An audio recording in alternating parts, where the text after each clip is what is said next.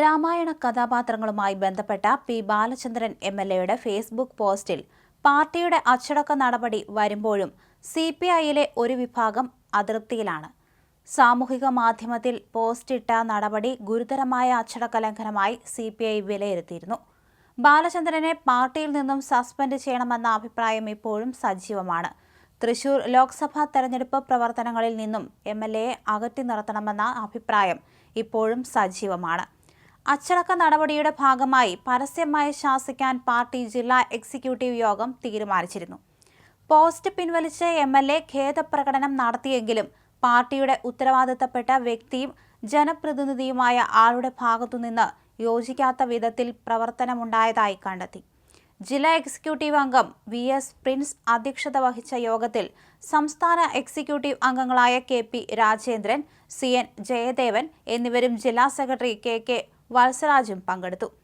ഇതിൽ KP രാജേന്ദ്രന്റെ നിലപാടാണ് പരസ്യശാസനയിൽ കാര്യങ്ങൾ ഒതുക്കിയത്. തൃശൂർ ലോക്സഭയിൽ CPI-ക്ക് വേണ്ടി VS സുനിൽകുമാർ മത്സരിക്കുമെന്നാണ് സൂചന. BJP-ക്കായി സുരേഷ് ഗോപിയും കോൺഗ്രസിനായി സിറ്റിംഗ് MP TN പ്രതാപനും. ഈ സാഹചര്യത്തിൽ വേണ്ട കരുതൽ MLA-യുടെ ഭാഗത്തു നിന്നുണ്ടായില്ല. സുനിൽകുമാറിന്റെ വിജയ സാധ്യതകളെ പോലും പ്രതികൂലമായി പോസ്റ്റ് ബാധിച്ചു. അതുകൊണ്ട് തന്നെ കൂടുതൽ കടുത്ത നടപടികൾ വേണമെന്ന അഭിപ്രായം CPI-യിൽ ശക്തമാണ്. എന്നാൽ കാനം രാജേന്ദ്രനൊപ്പം നിന്നവർ അദ്ദേഹത്തിന്റെ മരണശേഷവും അതിശക്തരാണ്. അതുകൊണ്ടാണ് നടപടി ചുരുങ്ങിയത്. ഇതിൽ സുനിൽകുമാർ പക്ഷം തീർത്തും അതൃപ്തിയിലാണ്. പരസ്യശാസനയ്ക്കപ്പുറം നടപടി വേണമെന്നതാണ് ഇവരുടെ ആവശ്യം. തൃശൂരിൽ ബാലചന്ദ്രനെ പ്രചരണത്തിൽ സജീവമാക്കുന്നതിനോടും അവർക്ക് താൽപ്പര്യമില്ല. BJP അയോധ്യ ചർച്ചയാക്കുമ്പോൾ രാമനെ അധിക്ഷേപിച്ച MLA-യുടെ പോസ്റ്റ് ഗുരുതര പ്രത്യാഘാതമായി മാറുമെന്നും CPI-യിലെ ഒരു വിഭാഗം വിലയിരുത്തുന്നു.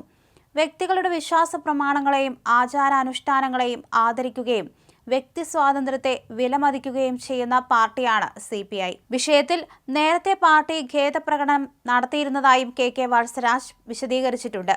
ഇതൊന്നും വിഷയത്തെ ഇല്ലായ്മ ചെയ്യില്ലെന്നാണ് വിലയിരുത്തൽ. ഫേസ്ബുക്കിലെ പോസ്റ്റ് പഴയ കഥയാണെന്ന് P ബാലചന്ദ്രൻ പുതിയ പോസ്റ്റിൽ പറഞ്ഞിരുന്നു. ആരെയും മുറിപ്പെടുത്താൻ ഉദ്ദേശിച്ചതല്ല. പോസ്റ്റിന്റെ പേരിൽ ആരും വിഷമിക്കരുതെന്നും MLA വ്യക്തമാക്കി. കഴിഞ്ഞ ദിവസം FB-യിൽ ഒരാൾ ഒരു പഴയ കഥയിട്ടിരുന്നു. അത് ആരെയും മുറിപ്പെടുത്താൻ ഉദ്ദേശിച്ചതല്ല. ഞാൻ മിനിറ്റുകൾക്കകം അത് പിൻവലിക്കുകയും ചെയ്തു. ഇനി അതിന്റെ പേരിൽ ആരും വിഷമിക്കരുത്.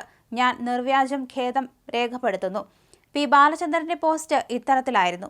ബാലചന്ദ്രന്റെ ഫേസ്ബുക്ക് പോസ്റ്റിനെതിരെ ശക്തമായ വിയോജിപ്പ് രേഖപ്പെടുത്തി BJP രംഗത്ത് വന്നിരുന്നു.